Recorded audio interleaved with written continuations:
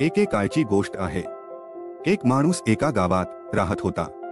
त्याच्याकडे 2 कोंबडे होते। एक दिवस तो बाजारातून येत असताना त्याला एक माणूस कबूतर विकत असताना दिसतो। त्याने विचार केला, माझ्या मुलांना हा कबूतर खूप आवडेल आणि त्यांना छान वाटेल।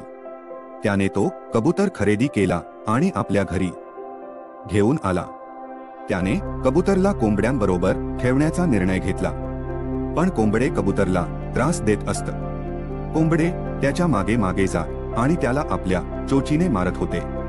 एकदा कबूतर पक्षाने विचार केला की हे मला का त्रास देतात, मी यांच्यासाठी नवीन आणि अनोळखी आहे असे समजून हे माझ्याशी वाईट वागतात। एक दिवस कबुतराने पाहिले की ते दोन्ही कोंबडे एकमेकांमध्ये भांडण करत असतात, एकमेकांवर आपल्या चोचीने वार करत आहे।